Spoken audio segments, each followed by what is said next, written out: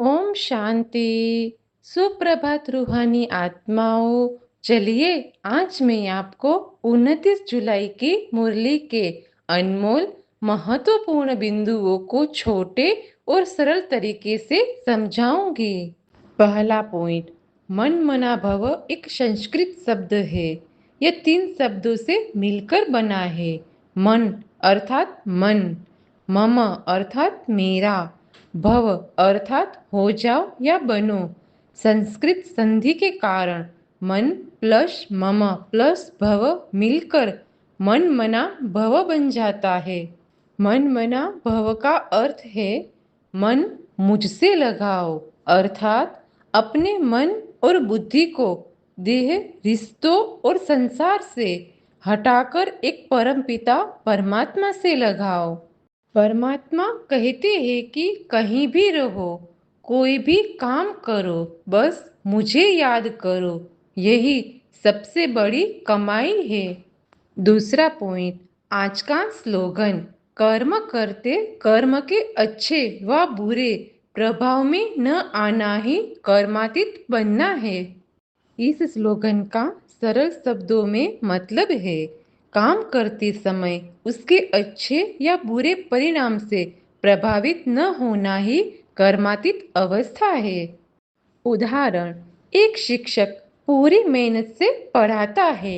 यदि विद्यार्थी अच्छे अंक लाए तो वह अहंकारी नहीं बनता और कम अंक आए तो निराश नहीं होता।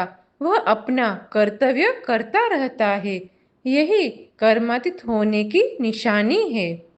तीसरा पॉइंट, परमात्मा हम रूहानी आत्माओं से कहते हैं ओम शांति, अर्थात मैं आत्मा शांत स्वरूप हूँ। बच्चों को भी हृदय से ये अनुभव करना चाहिए कि हम आत्माएं हैं, शरीर नहीं। दिन भर बार बार देही अभिमानी स्थिति स्मृति में रहना चाहिए।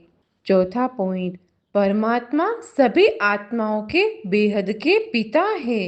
वे ब्रह्मा के तन में आकर सभी आध्यात्मिक आत्माओं को राजयोग सिखाते हैं, हमें श्रेष्ठ बनाते हैं और नई दुनिया अर्थात स्वर्ग की स्थापना करते हैं। परमात्मा प्रत्येक कल्प अर्थात हर 5000 वर्ष में आकर यह कार्य करते हैं।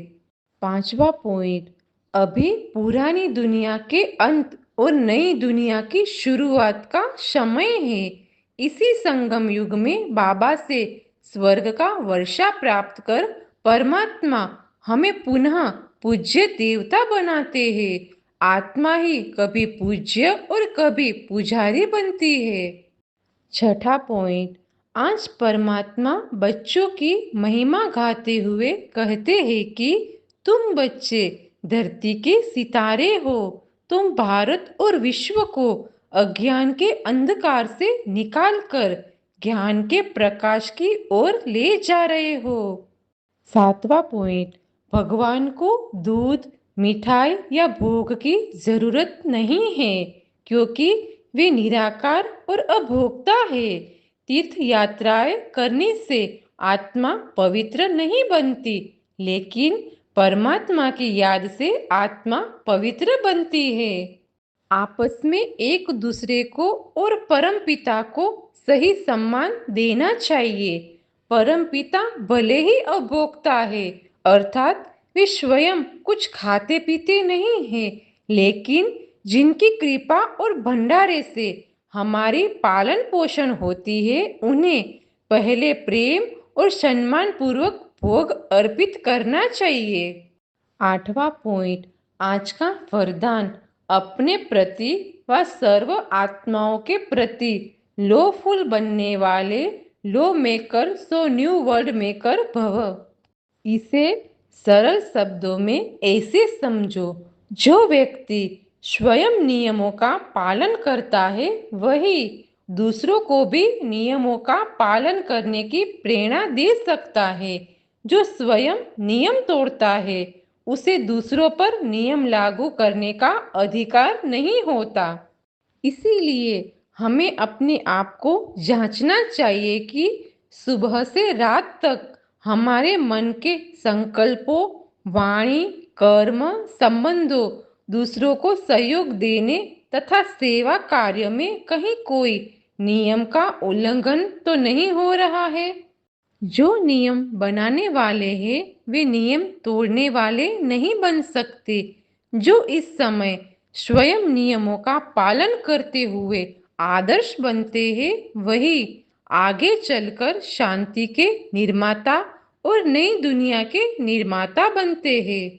यदि आप इसी प्रकार सरल और स्पष्ट तरीके से मुरली के पॉइंट्स जानना चाहते हैं तो इस चैनल से जुड़े रहने के लिए सब्सक्राइब करें। इस ज्ञान को दूसरों तक पहुंचाने के लिए लाइक और शेयर करें। सभी रूहानी आत्माएं इन छोटे छोटे बिंदुओं को अपनी डायरी में लिखे, दिन में कई बार दोहराए और उन्हें अपने दैनिक जीवन में लागू करें। बाबा की तरफ से सभी आत्माओं को याद प्यार, गुड मॉर्निंग, नमस्ते, ओम शांति।